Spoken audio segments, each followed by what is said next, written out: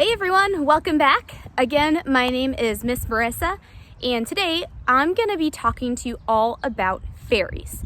So we're gonna learn how to build our own fairy houses. We're gonna listen in a story, and then we're gonna go search in our own backyards for signs of fairies. So first things first, what do you all know about fairies?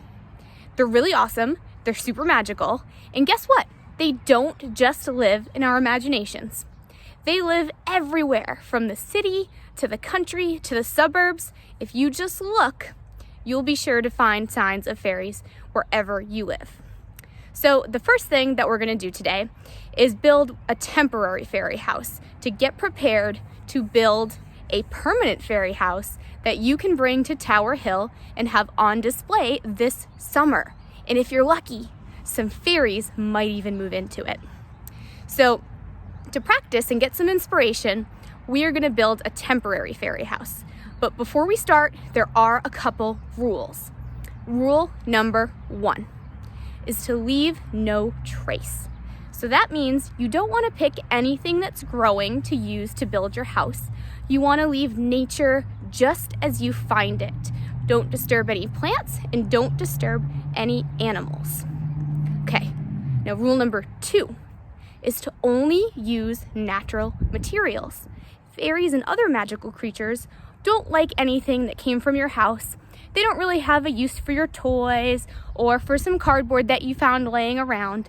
They really only like things that you can find in nature, okay? So those are your 2 rules for building. Remember, leave no trace, and number 2 is to use only natural materials. So hang tight because I'm gonna go for a walk around my neighborhood and see what sort of natural materials I can collect and find to build my house with. All right, so I found some really awesome stuff during my walk. So let's go check out what I found. All right, now this is all really great stuff to build with. I found this big stick that will come in handy somehow. I also found these really chunky pieces of bark, which maybe I'll use for a roof, we'll see. I found some pine needles, maybe from somebody's Christmas tree last Christmas. I found a lot of sticks. I think I'm gonna use those to build the base of my house. And then I also have this big oak tree in my backyard, which has all these leaves left over from last fall. So I gathered a bunch of those. And last but not least, I found a lot of cool rocks just hanging out on the sidewalk as I was walking along.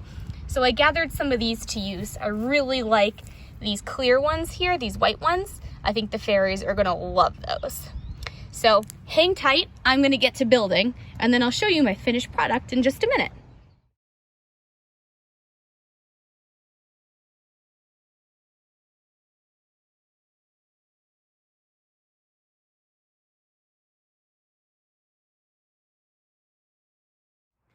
All right, so I just finished my fairy house. Let's go check out what it looks like.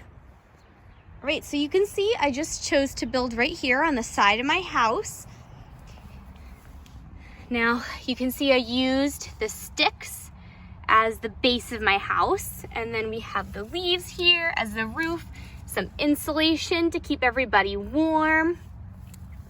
I have a little patio out here, complete with tables and little tea sets for the fairies so they can entertain and have all their friends over. They have a beautifully landscaped backyard. They have this beautiful pine tree out back that gives them a lot of shade, keeps it nice and cool on those hot summer days. And then we also have our pathway coming up to our house. And this is the secret trap door. They'll only let you in if you know the secret knock. And if you don't, the trap door sends you right down into the dungeon. So friends only, no fairy foes.